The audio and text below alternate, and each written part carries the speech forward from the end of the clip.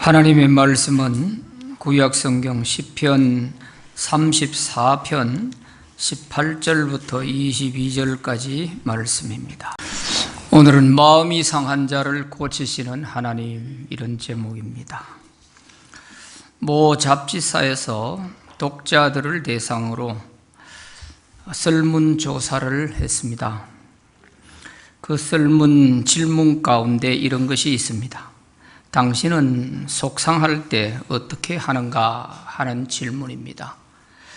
여기에 대해서 20대에서 40대에 해당되는 사람들이 가장 많은 퍼센테이지가 술을 마신다 하는 것이고, 두 번째가 무조건 집을 뛰쳐나간다, 세 번째는 차를 몰고 드라이브를 한다, 네 번째가 책을 본다, 다섯 번째가 친구를 만난다, 여섯 번째가 노래방에 간다, 일곱 번째는 두문불출한다.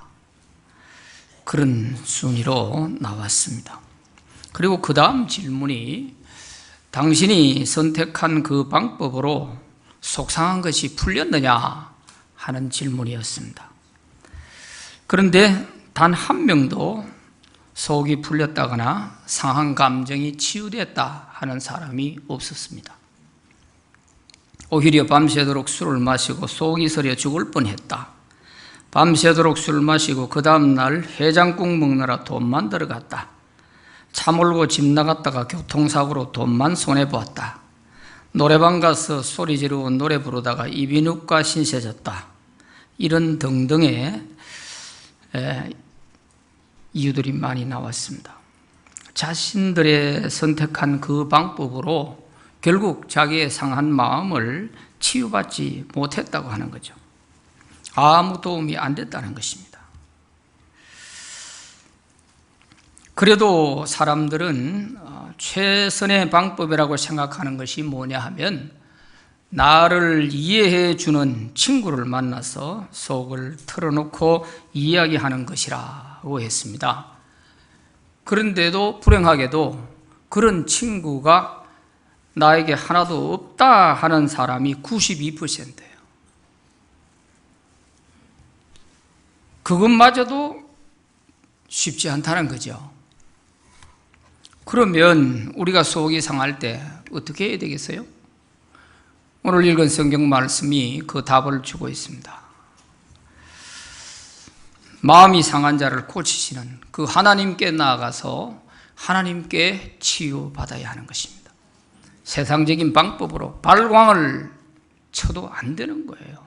그 방법으로 해결될 것 같으면 그렇게 하면 되지요. 그런데 그게 아니라는 거예요. 인간의 마음이 얼마나 중요한지 몰라요. 인간이 행복하고 불행하게 되는 것도 마음에 달려 있습니다. 성공과 실패도 마음에 달려 있습니다.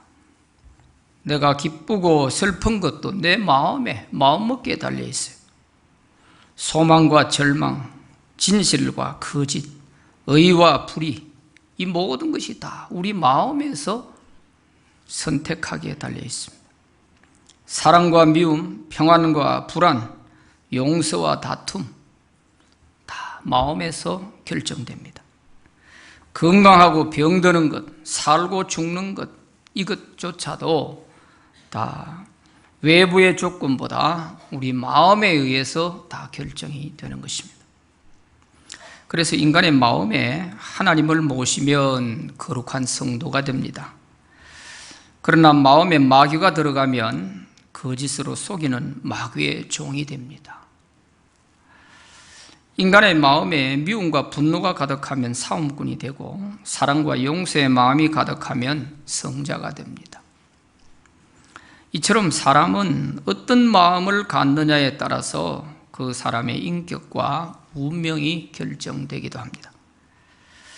미국 미시간 호프 대학 데이비드 마이어 교수는 자신의 행복에 관한 논문에서 이런 말을 했습니다. 행복은 자신의 마음먹기에 달려있다. 성별이나 나이가 많고 적음이나 결혼을 하느냐 안 하느냐, 소득의 수준이 높으냐 낮으냐, 이런 것들은 하등의 문제가 되지 않는다. 어떤 환경과 조건에서도 자신이 마음먹기에 따라서 행복할 수도 있고 불행할 수도 있다 하는 이런 말을 했습니다. 성경에서도 마음의 중요성을 이렇게 말씀하고 있습니다. 잠언 4장 24절에 보면 23절에 보면 모든 지킬 만한 것 중에 더욱 내 마음을 지키라. 생명의 근원이 이에서 남이니라. 그랬어요. 사람이 죽고 살고 하는 이 생명의 근원이 우리 마음에 달려있기 때문에 우리 마음을 잘 바르게 지키지 못하면 안 된다는 거예요. 잠언 16장 32절에서도 자기 마음을 잘 다스리는 자는 성을 빼앗는 것보다 낫다 그랬어요. 그러므로 자기 마음을 잘 다스리는 것이 무엇보다 중요한 것이죠. 특히 우리 신앙인들에게는 마음이 더욱 중요합니다. 왜냐하면 마음으로 믿어 우리가 의롭게 되었고 입으로 시인하여 우리가 구원을 받게 됐습니다. 그러므로 마음으로 믿어 의롭다함을 우리 얻은 성도들이 마음이 상하게 되면 믿음이 흔들리게 되는 거예요. 믿음이 흔들리게 되면 우리 입에서는 불신의 말이 그냥 쏟아져 나와요. 마음으로 믿어 의에 이르고 입으로 시인해서 구원에 이르는 이런 성도가 마음이 상하게 되면 믿음이 송두리째로 흔들리게 되고 나락으로 떨어지게 되는 거예요. 그러므로 그리스도인은 마음이 상했을 때 믿음을 잃지 않도록 마음을 잘 지키도록 해야 됩니다. 가축의 몸에 상처가 생기면요, 어디서 날아가는지 금방 파리떼가 날아와서 그 상처에 막 달라듭니다. 이처럼 우리 사람의 마음도 그렇습니다. 우리 마음에 상처를 입게 되면 사탄이 그 틈을 놓치지 않고 막 달려듭니다. 그래서 상한 마음을 막 호비 파는 거죠. 그래서 우리로 하여금 하나님과 멀어지게 만들어버리고 하나님을 원망하고 또 믿음 없는 말을 막 쏟아내므로써 믿음이 바닥에 떨어지고 하나님과 멀어져 버리는 거예요. 이 사탄의 작전에 그대로 넘어가 버린 것이죠. 그래서 우리가 신앙에 실패하지 않으려면은 마음이 상한 자를 고치시는 하나님에게 나가서 우리가 치유받으면 되는 것입니다. 상한 마음을 가진 상태로는 늘 사탄의 공격을 받기 때문에 복된 신앙생활이 되질 않습니다. 반드시 치료받아야 하는 것입니다. 그러면 하나님은 마음이 상한 자를 어떻게 고치실까요? 세 가지로 말씀드립니다. 첫째는 기도할 때 고쳐주십니다. 시편 34편 18절 오늘 본문 말씀에 보면 여호와는 마음이 상한 자를 가까이 하시고 충심으로 동행하는 자를 구원하시는도다 그렇게 말씀하십니다. 여기에 마음이 상한 자, 이 마음이 상한 자라는 말을 히브리어 원문에 직역을 하게 되면은 마음이 산산이 부서진 자 그런 뜻입니다. 마음이 산산이 조각조각 부서지고 갈기갈기 찢어져 있는 이런 상태를 가리켜서 여기서 마음이 상한 자 이렇게 표현을 했어요. 이렇게 마음이 상한 자에게 하나님이 가까이 하시고 그랬어요. 이 가까이 하시고 하는 요 말의 원문은 함께 계시고 그런 뜻이에요. 그래서 세번역 성경에는 함께 계시고로 번역이 되어 있어요. 우리가 마음이 상했을 때 하나님께서 그와 함께 계신다는 거예요. 함께 계신다. 그러면 우리가 마음이 상했을 때 하나님이 가장 나와 가까이 계시고 함께 계시는 그걸 우리가 안다면은 사탄의 그런 유혹에 넘어갈 리가 없잖아요. 하나님이 이때 제일 가까이 계신다고 했는데 내가 그 하나님께 기도해야지 하는 이런 마음 먹으면 간단히 해결될 걸 괜히 사탄이 속삭이는 그 말에 자꾸 끌려 들어가 가지고 헤어나지 못할 수렁으로 빠져버리는 거예요. 그래서 우리가 마음이 상했을 때 마음 관리를 잘해야 되는 것이죠. 마음이 산산이 부수어진 자. 시편 143편 4절에 보면 다윗이 이렇게 고백한 적이 있어요. 내 심령이 속에서 상하면 내 마음이 내 속에서 참담하니이다. 참담하니이다. 바로 이런 상태가 산산이 부서진 그런 마음의 상태인 거죠. 그러므로 우리가 마음이 상했을 때는 그 하나님께 나아가서 기도할 때 하나님은 상한 마음을 치료해 주실 줄로 믿습니다. 대체로 마음이 상한 자는 자신의 허물과 죄로 인하여서 마음이 무너지는 경우가 많습니다. 이때는 하나님의 긍휼에 기대어서 통회하는 기도를 해야 합니다. 그러면 하나님이 다 용서하시고 그 상한 마음을 어루만져서 다 치료해 주시게 됩니다. 그래서 중심으로 통회하는 자 하는 이것을 원문 직역을 하면은 두들겨 맞은 마음을 가진 자, 그런 뜻이에요. 두들겨 맞은 마음을 가진 자. 통회할 때 마치 마음을 망치로 얻어맞은 것처럼 그런 아픔을 느끼면서 통회하고 기도하는 걸 말해요. 왜냐하면 우리가 죄에 빠져서 후회스러울 때가 있잖아요. 그럴 때 회개할 때는 우리 스스로가 가슴을 치면서 회개를 하지 않습니까? 내가 왜 그랬을까? 내가 왜 그런 말을 해가지고 이런 일이 벌어졌을까? 내가 조금 더 겸손했으면 좋았을 텐데 내가 왜 그렇게 교만하게 했을까? 그러면서 가슴을 치면서 정말 하나님께 눈물로 통곡하고 기도할 때가 있죠. 이렇게 상한 마음을 가지고 하나님께 통회할 때 하나님께서 다 위로하시고 치료해 주시는 거예요. 그 죄를 용서하시고 다 치료해 주시는 거예요. 그래서 통회하는 이 말을 사전적인 의미에서는 자기의 지은 죄를 뉘우치고 다시는 죄를 짓지 않겠다고 결단하는 것을 말해요. 주님, 다시는 제가 이런 짓 하지 않겠습니다. 그러면서 가슴을 치면서 이번만 용서해 주시면 제가 다시는 그러지 않겠습니다. 이렇게 통회하는 이런 사람에게 하나님께서 구원해 주신다, 치료해 주신다, 그런 말씀이죠.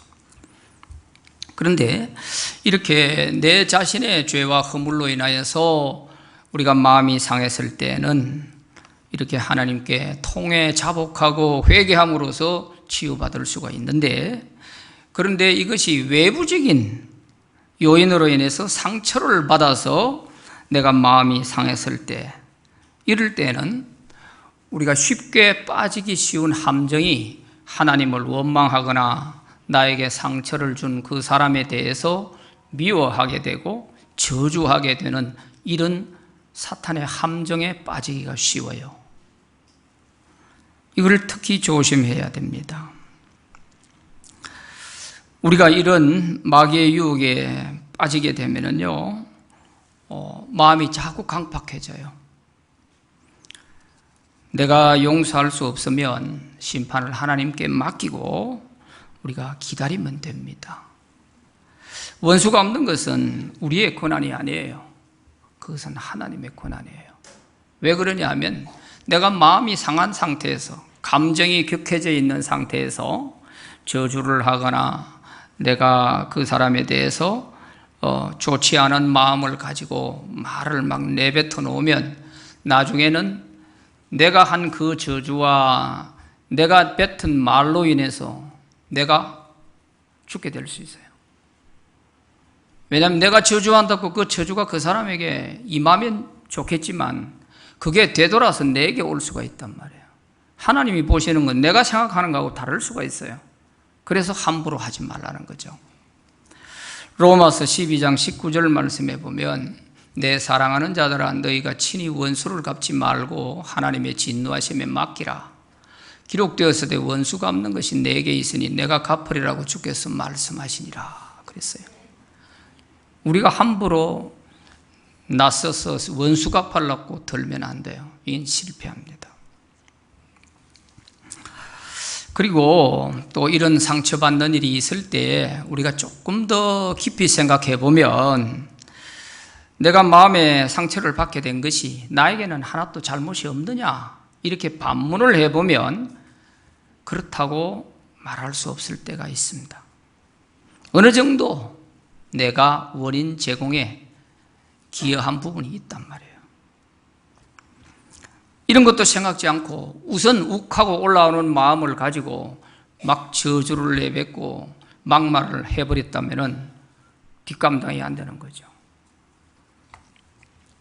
이럴 때는 내가 먼저 통회하고 자복하고 기도하는 거예요. 하나님, 이게 다 내 탓입니다.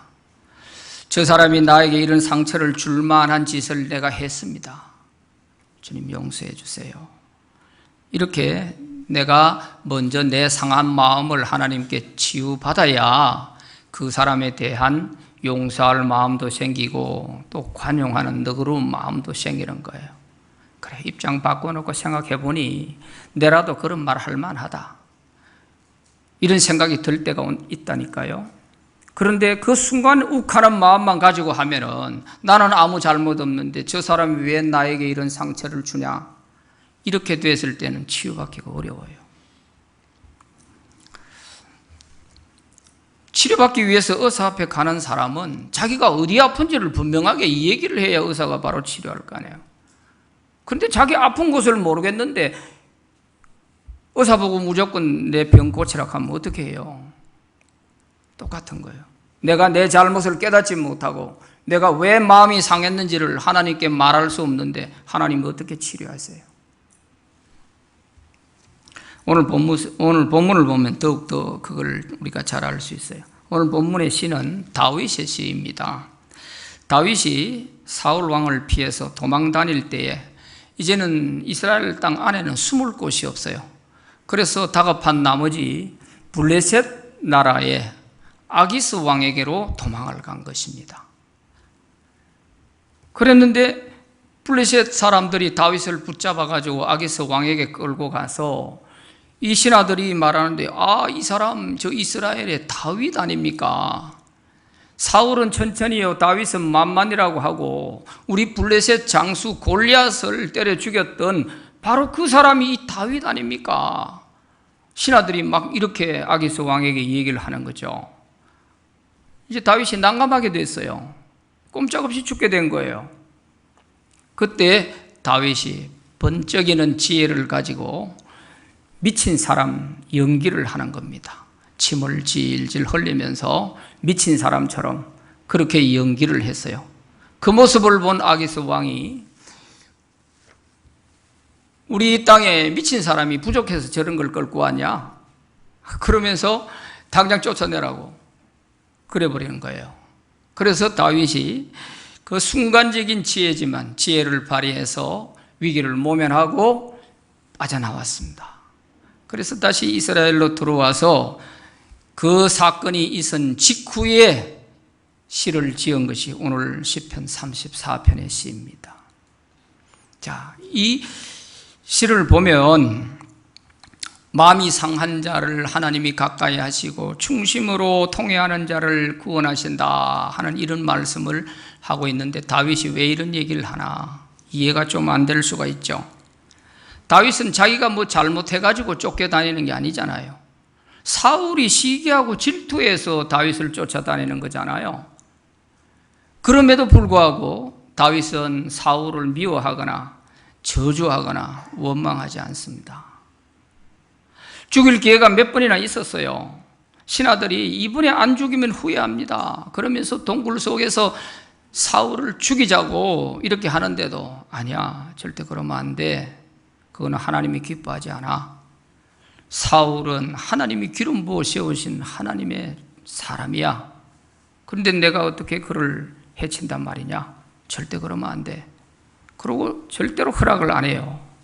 그러고 자기는 계속 쫓겨다니면서 위험을 무릅쓰고 이러면서도 원망하지를 않습니다. 그리고 하나님의 때를 기다려요. 오히려 자기가 뭘 잘못한 사람처럼 하나님께 그렇게 통회하고 기도하는 거예요. 그 말이 바로 18절이에요. 자기가 이 상한 마음을 가지고 원망하려면 끝도 없고 한도 없죠. 하나님 어찌 이럴 수가 있냐고, 내가 뭐 잘못해서 늘 이래 쫓겨다녀야 됩니까? 아마 하나님께 원망하려면 끝도 없고 한도 없어요.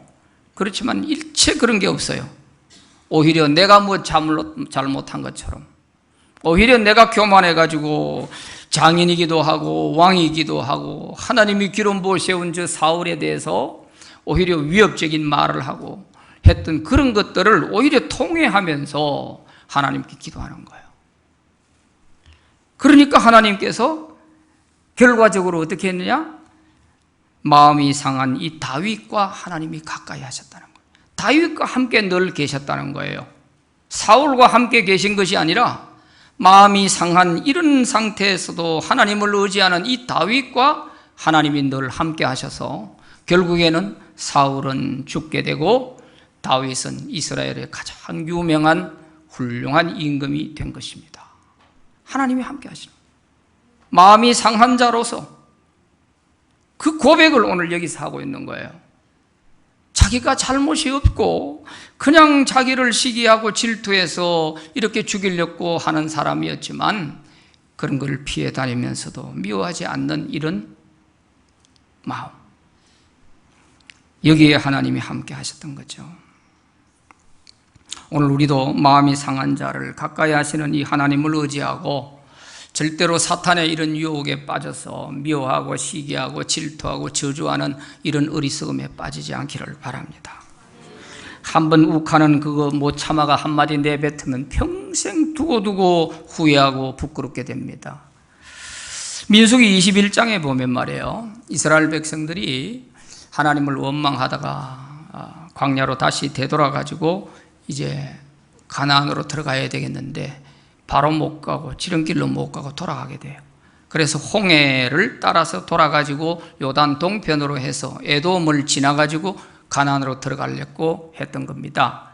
그런데 에돔 나라 왕에게 우리가 절대로 당신 땅에 뭐 곡식 하나 해치지 않고 그냥 지나가만 갈 테니까 좀 허락해달라 했더니 에돔이 절대 안 된다는 거예요. 그래서 할 수 없이 에돔 나라를 우회해서 돌아서 가게 된 거예요. 그러자 백성들이 원망을 하는 거예요. 하나님을 원망하고 모세를 원망하고. 그래서 성경에 보면 길로 말미암아 마음이 상했다, 그렇게 성경이 기록되어 있습니다. 길로 말미암아 마음이 상했다. 이렇게 마음이 상했을 때 조심해야 되는데 그냥 원망이 튀어나와 버린 거예요. 하나님과 모세를 원망하고. 이러니까 하나님께서 불뱀을 보내가지고 많은 사람들이 불뱀에 물려서 막 죽어가는 거예요. 그럴 때 모세가 하나님께 기도했더니 노뱀을 만들어서 장대에 높이 달아라, 그걸 쳐다보는 사람은 살 것이다, 일러주었어요. 그래서 그대로 해서 그 노뱀을 쳐다본 사람은 살았죠. 이렇게 마음이 상했을 때 우리가 원망하는 이 함정에 빠지면 헤어나오기가 어려워요. 그래서 우리가 마음이 상할 때 없는 사람은 없어. 다 마음이 상할 때가 있어요. 크고 작은 일들로 인해서 가족 간에도 교회에서도 직장에서도 다 마음 상할 일이 있어요. 그럴 때 첫째는 말 조심하고 마음 관리를 잘해야 돼. 내가 원망하고 저주하고 이렇게 되면 사단에게 완전히 함정에 빠지는 것이고, 그럴 때 내가 정신 차리고 마음이 상한 자와 함께 하시는 그 주님을 바라보고 그 주님께 의지하면서 주님 다 보셨지요? 주님 아시지요? 주님 들으셨지요? 이거 하나면은 마음이 시원해지는 거예요. 응? 내가 갚는 것보다 100배, 1000배로 더 갚아주실 하나님이 계시는데 뭘 내가 속 끓이고 그렇게 할 게 있냔 말이에요. 내가 하려고 하니까 문제만 더 커지는 거죠. 그래서 속상하시면 또 내가 참기 어려운 그 분노가 있을 때는 주님 이 말 들으셨죠? 이거 보셨죠? 그 한마디면 되는 거예요.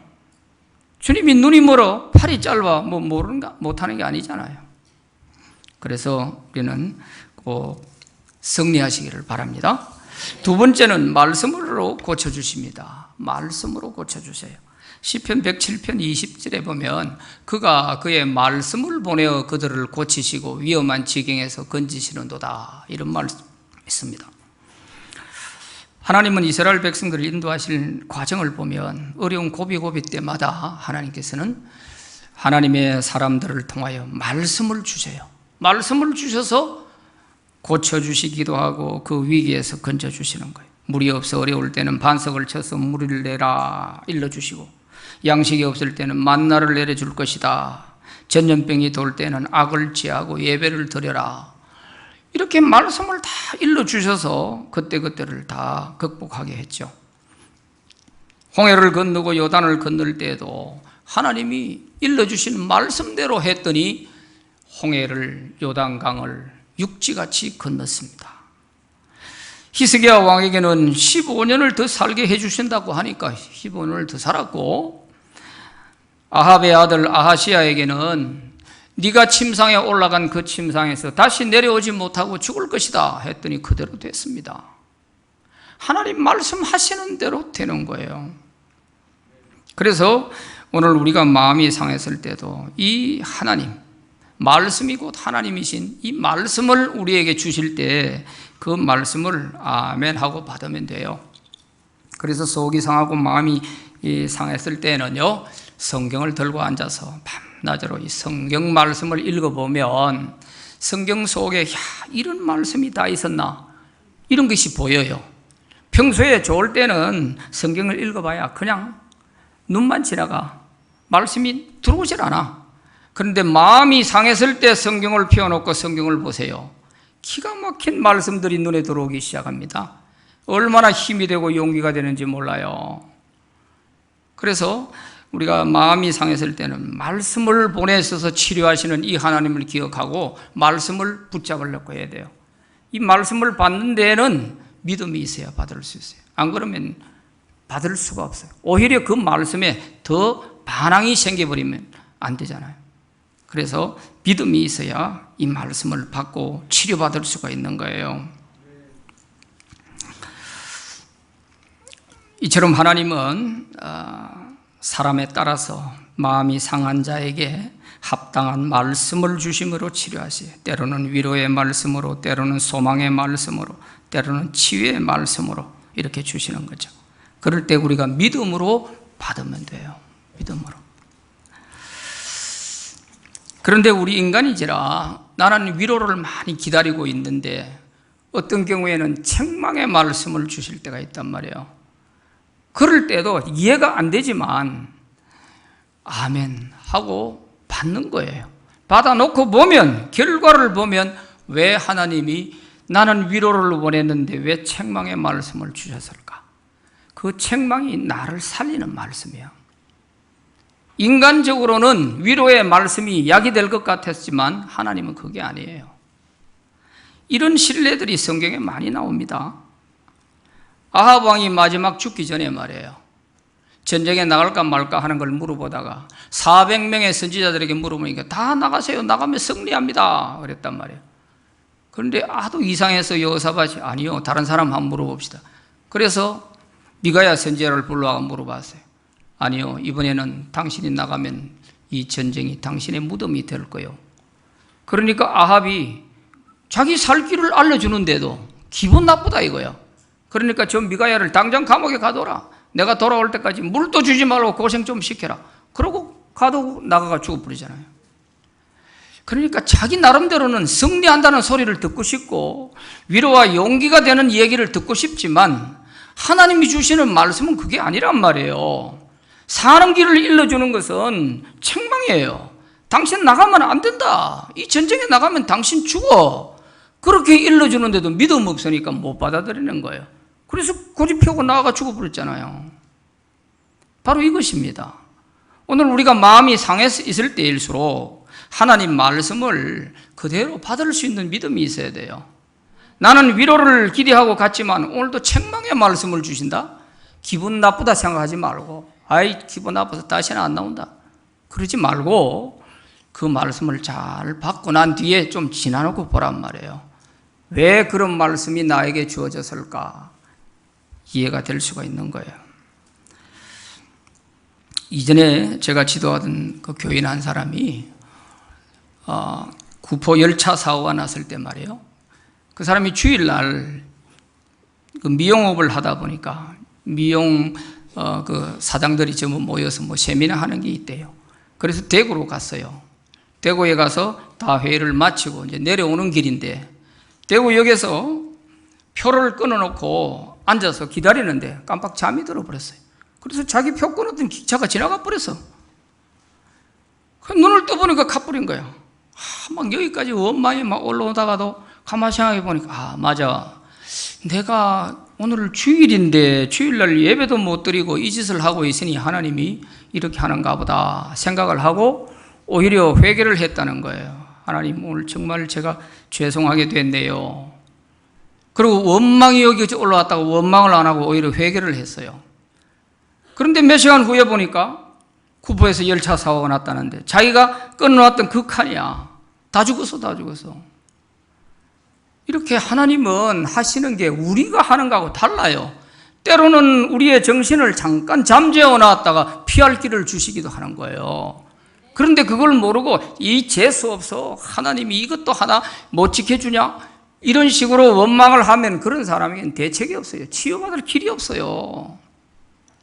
하나님 말씀을 보내서 치유하시고 고쳐주시는 거, 이 방식을 잘 알아야 됩니다. 세 번째는 성령으로 고쳐주십니다. 이사야서 61장 1절 말씀에 보면 주 여호와의 영이 내게 내리셨으니 이는 여호와께서 내게 기름을 부으사 가난한 자에게 아름다운 소식을 전하게 하려 하심이라. 나를 보내사 마음이 상한 자를 고치며 포로된 자에게 자유를, 갇힌 자에게 노임을 선포하며 하는 이런 말씀이 있습니다. 이것은 장차 예수님이 오실 때에 그대로 이렇게 될 것이다 하는 말씀이 예언이죠. 그런데 그대로 되어졌습니다. 그래서 예수님이 오셔서 누가복음 4장 18절에 취임사를 하실 때 나에게 주의 영이 임함으로 내가 포로된 자를 자유롭게 하고 눌린 자를 내가 해방시켜준다 하는 이런 말씀으로 공생애를 시작하십니다. 그대로 다 이루어진 거죠. 그리고 사도행전 10장 38절에 보면 예수님께서 사역을 하실 때 성령께서 주님과 함께 사역하신 것을 볼 수 있어요. 하나님이 나사렛 예수에게 성령과 능력을 기름 붓듯 하셨음에 그가 두루 다니시며 선한 일을 행하시고 마귀에게 눌린 모든 사람을 고치셨으니 이는 하나님이 함께 하셨음이라 그랬습니다.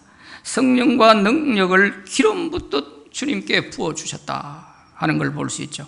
그래서 예수님이 큰 사역들을 많이 할 수가 있었던 것입니다. 성경에 성령을 기름으로 묘사한 곳이 많습니다. 기름으로 묘사를 해요. 건조한 광야에서 기름은 중동 지역 사람들에게 있어서는 필수 물품입니다. 이 기름은 항상 가져다니면서 피부에 발라주지 않으면 피부가 건조하다 보니까 갈라져 터지는 거예요. 그래서 항상 피부를 부드럽게 해주고 하는 이런 역할을 하기 때문에 기름병을 늘 광야를 다니는 사람은 가져다니는 거죠. 마치 이 올리브 기름이 하는 이 역할처럼 성령께서 그런 역할을 하시기 때문에 성령을 기름으로 묘사하는 겁니다. 우리 마음에 상처를 받고 상처가 갈라지고 터지고 이렇게 되면 쓰리고 아프잖아요. 거기에는 무슨 약을 발라야 되느냐? 성령이 임재하시게 될 때 그 마음을 부드럽게 만들어서 상처를 치유해 주시는 거예요. 이처럼 성령도 상한 마음에 있어서 우리가 임하게 되면 치유가 가장 빠르게 돼요. 상한 마음을 가진 사람은 자기 보호 본능에 의해서 사람이 공격적으로 변하게 되고 강팍해져요. 그래서 먼저 그 마음을 부드럽게 만들어줘야 하나님의 치료를 받을 수가 있습니다. 성령이 임재하시면 그 마음이 아주 부드러워져서 말씀으로 치료가 일어나게 되는 거예요. 에스겔서 36장 26절 27절 말씀에 보면 또 새 영을 너희 속에 두고 새 마음을 너희에게 주되 너희 육신에서 굳은 마음을 제거하고 부드러운 마음을 줄 것이며 또 내 영을 너희 속에 두어 너희로 내 율례를 행하게 하리니 너희가 내 규례를 지켜 행할지니라 그랬습니다. 성령이 우리 마음에 임재하시게 되면요, 그 강팍하던 마음들, 그것이 다 부드럽게 마음이 바뀌어지게 되고 하나님 말씀이 전해지면 그 말씀이 도로 튀어나올 정도로 아주 강팍해져 있고 사나워져 있는 이런 마음들이 성령이 임하시면 부드러운 마음이 돼서 하나님 말씀이 아멘이 절로 나오는 거예요. 아멘이 되는 거예요. 이렇게 된다는 거예요. 그래서 내 영을 너희 속에 두고 너희로 내 율례를 행하게 할 것이다. 하나님 말씀에 도저히 순종이 안 됐던 것이 순종이 되는 거예요. 이게 바로 성령의 치유함입니다. 우리가 아무리 잘 믿고 열심을 가지고 하나님을 섬기려고 해도 성령이 우리 마음에 충만해야 가능합니다. 마음으로 잘할 것 같은데 몸은 안 되는 거예요. 말씀에 순종하고 싶은데 그것이 안 되는 거예요. 그런데 성령이 우리 마음에 임하시면 열심히 생기게 되고 어떤 말씀에도 순종이 되고 마음의 기쁨이 생기는 것입니다. 돌 같은 마음들이 다 사라지고 부드러운 마음으로 바뀌게 되는 거예요. 이런 사람이 이제 성령으로 치유받는 사람입니다. 그래서 마음에 여유가 생기고 미움도 사라지고 오히려 용서가 되고 오히려 입장을 바꿔놓고 생각하면서 나라도 그런 말을 할 만하다. 성령이 임재하기 전에는 나에게 상처 준 그 사람 때문에 잠을 못 자고 괴로워하는 거예요.